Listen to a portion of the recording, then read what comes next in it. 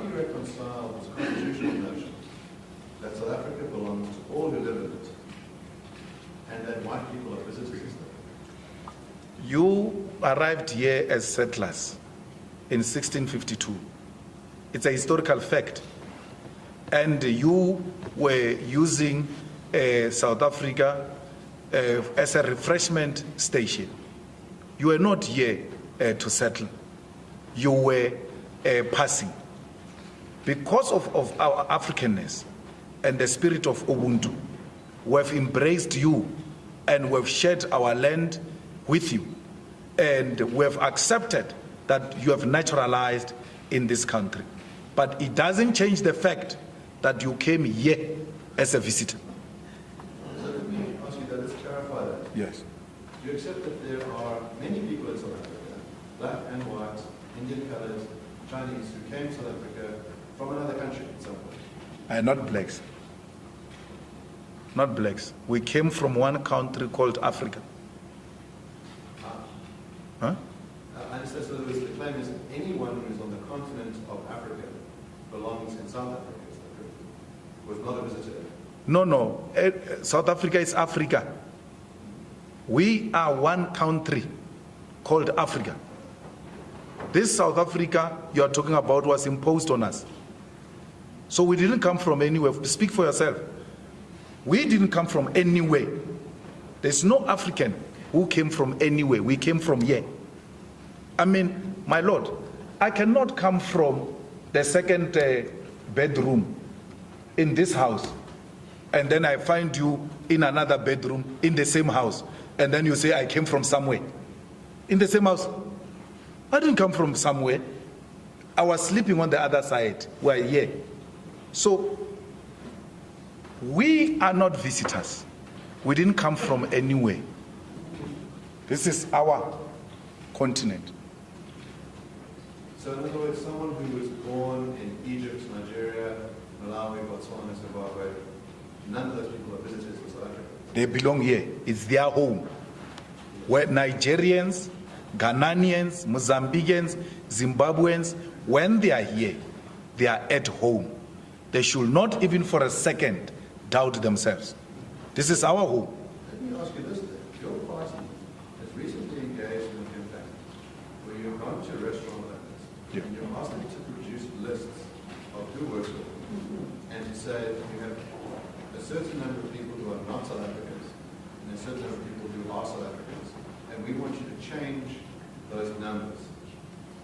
Now, how do you reconcile what you've just told us, which is that all people who are born in Africa are part of one house, but you want to say these people are different and they should be fired from the restaurants they're working, they should be replaced with real South Africans? How do you reconcile? We've never said fired. So when you are in a court before my Lord, don't misrepresent facts.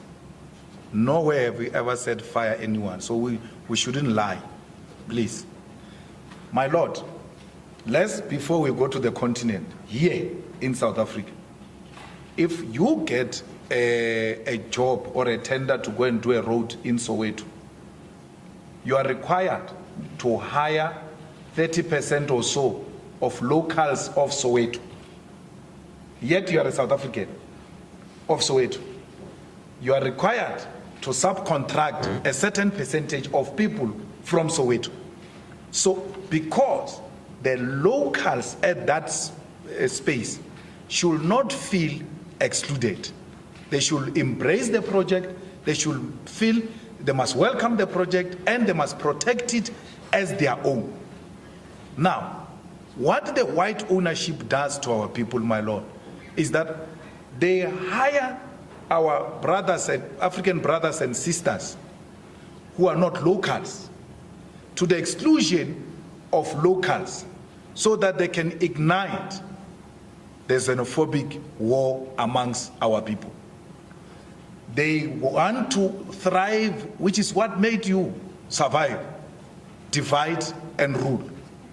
You are dividing us by hiring some of us. I'm a South African. If I were to go and open a restaurant in KwaZulu-Natal and I come with everybody from Limpopo, the people of KwaZulu-Natal, one, they will not feel like this restaurant belongs to them.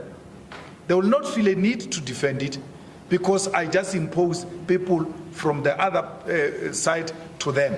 They need to be involved for them to know that this belongs to them. But it doesn't make the Limpopo people less South African or less home because I said you must be mixed with the people from KZN since our project is in KZN. It doesn't make it lesser home because I said so. No, I am saying the unity of Africa must start from the shop floor. Zimbabwean, Mozambican, Nigerian, South Africans, come, let's work together on the same floor. Mozambican, Zimbabwean, let's go to school together. Let's grow up together and know each other so that by the time we defeat these colonial borders, we already have embraced each other and we don't start from scratch. So that's what we're doing. It's in line with what we're saying. We're saying Africa is one, and let one Africa be seen at Cream Restaurant. We're not going to allow the bosses to divide our people by excluding others.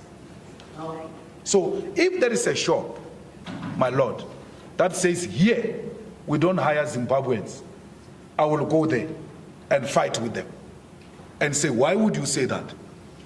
Why do you classify our people and want to isolate them? It will be a wrong practice. So we are starting, and which is what is offensive. You want to exclude South Africans with African brothers and sisters so they can fight amongst themselves and they remain divided. We are saying, no, come together, work together so that the unity starts at the shop floor. You are not happy with that. Let me put to you what you actually did. Yeah. So, in other words, your